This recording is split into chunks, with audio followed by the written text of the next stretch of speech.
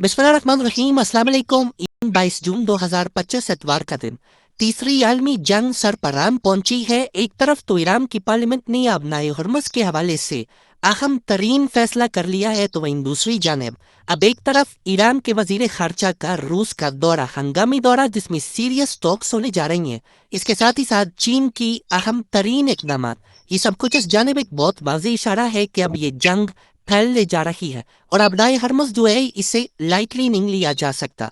इसका बंद होना पूरी दुनिया को उसी लम्हे इस जंग के अंदर ले आएगा। इसके साथ ही साथ अमेरिका के बेसिस इस वक्त याम ने लॉक किए हुए हैं, लेकिन नेटो के ममालिक बिलखुसूस बरतानिया ने यह स्टेटमेंट दे दी है कि अमेरिका पर अगर हमला किया गया तो नेटो का आर्टिकल जो 5 है वो स्टार्ट हो जाएगा कि एक पर हमला, सब पर हमला और सब मिलकर ईरान पर टूट पड़ेंगे। ये स्टेटमेंट आई है।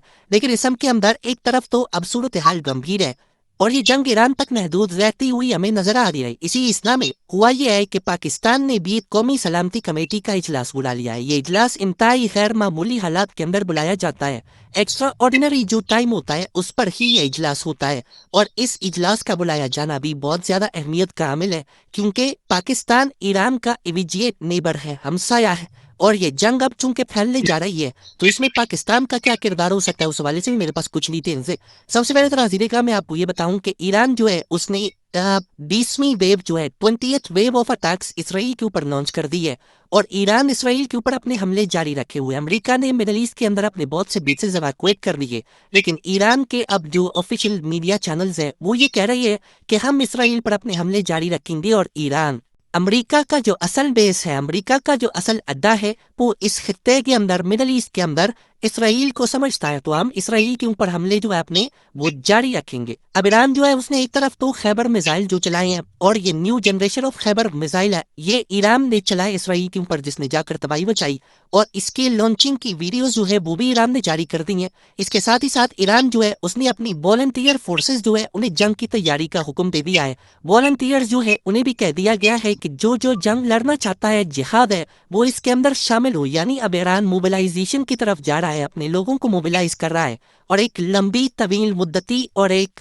कसीरुल जहती जंग सिर्फ जो इसराइल तक महदूद ना हो, ईरान की तरफ से जो इशारे मिल रहे हैं वो इस तरफ एक बहुत क्लियर इंडिकेशन है कि ईरान उसकी तैयारी में मगर है।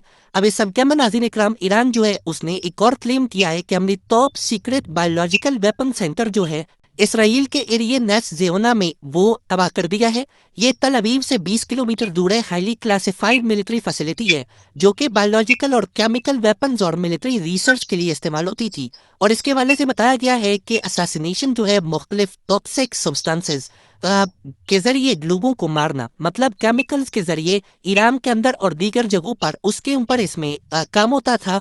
और इस सब के अंदर मैं आपको ये बता दूं कि अनऑफिशियल रिपोर्ट्स जो है वो इस जानिब इशारा करती हैं कि ये इंस्टीट्यूट जो है ये इसराइल का जो हिडन आर्सेनल है, अनकन्वेंशनल वेपन्स है, उनके अंदर ये कंट्रीब्यूट करता है, ये इदारा उसका हिस्सा है। और अब ईरान ये क्लेम कर रहा है कि जी हमने इसे तबाह किया है। वहीं दूसरी जानब ईरान के हमले जारी हैं। ईरान ने ये वाज़ेह कर दिया है कि हमने अमेरिका पर भी हमला करना है। ईरान के इकदाम से पहले मैं आपको ये बता दूं कि अमेरिका के सेक्रेटरी डिफेंस जो है पीट हेगसेथ, उन्होंने बेसिकली एक प्रेस कॉन्फ्रेंस की है और उन्होंने ये जो ऑपरेशन है इसकी तमाम पर तफसीलात जो है वो जारी की है और इस ऑपरेशन का नाम अमेरिका ने ऑपरेशन मिडनाइट हैमर, हैमर थोड़ा होता है मिडनाइट, रात के पिछले पहर, ये उन्होंने नाम रखा है। और अमेरिका की जानिब से गुज़श्ता शब ईरानी जौहरी तनसीबात पर हमले की तफसीलात जारी कर दी है। अमेरिकी वज़ीर दिफा और chairman joint chief of staff जो है इन्होंने प्रेस कॉन्फ्रेंस में ईरानी जौहरी तनसीबात पर हमले की तफसीलात से आगाह किया और कहा कि जी हमने ईरान के जौहरी प्रोग्राम को तबाह कर दिया। अमेरिका बार बार कहता रहा कि ईरान को जौहरी हथियार हासिल नहीं करने देंगे और इन्होंने कहा कि जी फर्द जौहरी प्लान पर हमले में शामिल हर अमरीकी एहलकार ने बेहद शानदार काम किया। ईरान के जौहरी अज़ाइम खाक में मिल चुके हैं। उन्होंने मजीद कहा कि ईरान में हमला किया तो हम भरपूर जवाब देंगे जो कि गुज़श्ता रात से ज्यादा सख्त होगा। अमरीकी सेक्रेटरी दिफा ने कहा कि अमरीकी ऑपरेशन में किसी ईरानी फौजी या शहरी को नुकसान नहीं पहुंचा। हमले की ऑपरेशनल तफसीलात बयान करते हुए चीफ ऑफ जो स्टाफ है अमेरिका का, उसने कहा कि ईरान पर हमले को ऑपरेशन मिडनाइट हैमर का नाम दिया गया। ईरान पर अमरीकी हमला इंतहाई खुफिया मिशन था जिससे सिर्फ चंद लोग वाकिफ थे مزید کہا کہ امریکی حملے میں 7B-2 طیاروں سمیت 125 سے زیادہ فوجی طیاروں نے حصہ لیا۔ 125 ٹوٹل فوجی طیارے۔ یہ امریکی تاریخ میں B-2 بمبار طیاروں کا سب سے بڑا حملہ تھا۔ جنرل ڈین کین نے کہا کہ حملے بھی مجموعی طور پر امریکی حملے میں 75 گائیڈڈ ہتھیاروں کا استعمال ہوا، جن میں 14 GBU-57 بم بھی شامل تھے، جو اس بم کا پہلا آپریشنل استعمال تھا، یعنی یہ بم پہلی مرتبہ تاریخ میں استعمال کیے گئے اور ایک ساتھ 14 بم جو ہے وہ امریکہ کی طرف سے استعمال ہوئے۔ اب یہ ناظرین کرام انتہائی تشویشناک چیز ہے، اور اس سب کے اندر آپ کے سامنے ساری ڈیٹیلز ہیں کہ جی امریکہ نے اپنی ڈیٹیلز جاری کر دی ہیں، فلائٹ پاتھ اور دیگر معاملات بھی، لیکن ایران جو ہے اس کے اندر اس وقت باضابطہ طور پر جو جواب ہے اس کی تیاری کی جا رہی ہے۔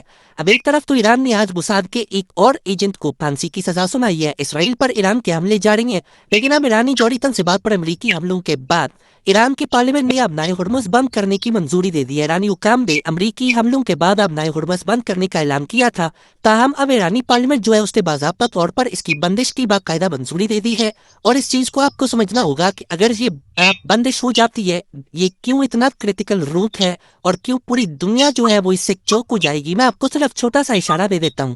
سب سے پہلے ناظرین کرام، جو LNG کی سپلائی ہے یورپ اور ایشیا، وہ ماحول تو جائے گی، وہ رک جائے گی، ڈسرپٹ ہو جائے گی۔ یورپ جو ہے وہ ایک نئے انرجی کرائسس جو ہے ان کا شکار ہو جائے گا۔ گلوبل آئل اور گیس پرائسز جو ہے وہ بہت زیادہ بڑھ جائیں گی، اور پوری دنیا کے اندر انفلیشن یعنی کہ مہنگائی بڑھے گی، اور اس سم کے اندر اسٹریٹجک پیٹرولیم ریزروز جو ہے وہ امریکہ اور اس کے الائز کی طرف سے ریلیز کیے جائیں گے۔ پیٹرو کیمیکل اور ریفائنڈ فیول کی سپلائی چین جو ہے وہ ڈسرپٹ ہو جائے گی۔ اسٹاک مارکیٹس جو ہے وہ ہل جائیں گی، اور انرجی اور انٹینسو ٹرانسپورٹ سیکٹر جو ہے وہ فوری طور پر پریشر فیس کرے گا۔ سینٹرل بینکس جو ہے وہ پریشر جو ہے فیس کریں گے۔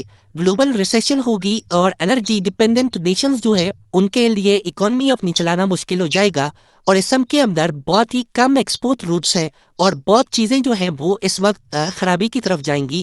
اور اس میں آپ کو یہ بھی بتا دوں کہ ایون چائنا اور انڈیا جو ہے وہ بھی انرجی امپورٹ کا شوق جو ہے فیس کریں گے۔ کوئی ملک جو ہے وہ اس سے محفوظ نہیں رہے گا، اور رشیا جو ہے اس سے آلدو میں آپ کو بتا دوں کہ بینیفٹ کرے گا جو پرائس سپائک ہوگی اور انرجی مارکیٹ ڈسرپشن ہوگی۔ اب اس سب کے اندر جو UN کا ایکشن ہوگا اسے کیا ہوگا جی؟ UN ایران کے خلاف ایکشن لے گا، وہ ایکشن چائنا یا رشیا میں سے کوئی ویٹو کر دے گا، ڈپلومیسی کا راستہ رک جائے گا، اور یہ معاملہ جنگ کے ذریعے ہی حل ہوتا ہوا پھر نظر آئے گا، جو کہ انتہائی خطرناک ہو جائے گا۔ اور دنیا کی تیل کی رسد کا 5واں حصہ یعنی 20% اسی راستے سے جا پائے۔ یہاں سے آپ سمجھ جائیں کہ دنیا کا ہر محکمہ، ہر چیز جو ہے وہ امپیکٹ ہوگی، اور تقریباً تمام تر ممالک ادر دن رشیا وہ اس سے نقصان کا سامنا کریں گے۔ اب دوسری جانب روس اور چین نے شدید ترین مذمت کی امریکہ کے حملوں کی، اور امریکہ کے خلاف میدان میں آئی ہے، اور اب ایران کے وزیر خارجہ کا روس جانا بھی خطرے کی گھنٹی بجا رہے ہیں۔ دوسری جانب 3 ملکوں نے ایران کی درخواست جو ہے اسے سپورٹ کیا ہے، اور UN سیکیورٹی کونسل جو ہے اس کا اجلاس ہنگامی طور پر بلا لیا گیا ہے نیو یارک کے اندر۔ 3 ممالک جنہوں نے ایران کی ریکویسٹ کو سپورٹ کیا ہے وہ پاکستان، چائنا اور رشیا ہے۔ پاکستان، چائنا اور رشیا کی درخواست پر اقوام متحدہ کی سیکیورٹی کونسل جو ہے اس کا ہنگامی اجلاس بھی بلا لیا گیا ہے۔ اور اس وقت ولادیمیر پوتن جو ہے اس نے بہت واضح انداز میں اسٹیٹمنٹ جاری کی ہے کہ the world is heading toward World War III، دنیا جو ہے وہ World War III کی طرف بڑھ رہی ہے۔ and I'm very serious about this statement، اور میں اس اسٹیٹمنٹ کو لے کر بہت سیریس ہوں، میں بہت وثوق سے یہ بات کر رہا ہوں، میں ہوائی بات نہیں کر رہا۔ ولادیمیر پوتن نارملی اپنی بات پر ایمفسائز نہیں کرتا، وہ کہتا ہے کہ جو میں نے بات کر دی وہ سیریس ہی ہے، لیکن ولادیمیر پوتن نے اس بات پر ایمفسائز کیا ہے جس کا ایک ہی مطلب ہے کہ معاملات جو ہے جسے آپ کہتے ہیں نا کہ گل ود گئی ہے مختاریات، تو گل اب ود چکی ہے اور بہت آگے جا چکی ہے۔ اس وقت جو ہمارے پاس اطلاعات آ رہی ہیں پاکستان کے ذرائع کے حوالے سے، پاکستان اس وقت مکمل طور پر ہائی الرٹ پہ جا چکا ہے۔ پاکستان ایران کا بھی جیٹ نہیں بڑھا ہے، بلکہ ہم نے تو پرسوں کچھ پروازیں جو ہے پاکستان محفوظ کی کوئٹہ میں رپورٹ کی، اوبیسلی ایران کے ساتھ بارڈر لگتا ہے، اور ہم نے اپنی سرحدیں جو ہے انہیں محفوظ بنانا ہے، اپنے اثاثوں کو محفوظ بنانا ہے، اور اس جنگ کے اندر پاکستان کا کیا رول ہوگا یہ بہت امپورٹنٹ ہے۔ تمام تر نظریں پاکستان کی ملٹری کی لیڈرشپ اور پاکستان کی جو پالیسی ہوگی اس پر ہے۔ اس وقت پاکستان ہائی الرٹ پر ہے، اور فیلڈ مارشل جو ہے جنرل عاصم منیر وہ سعودیہ نہیں جا رہے، استنبول میں تھے، امریکہ سے استنبول پہنچے OIC کے اجلاس میں، سعودیہ نہیں جا رہے، اور فوری پاکستان پہنچنے کا فیلڈ مارشل نے فیصلہ کیا ہے، اور ایران جو ہے وہ کچھ بہت بڑا کرنے جا رہا ہے، یہ ذرائع بتا رہی ہیں.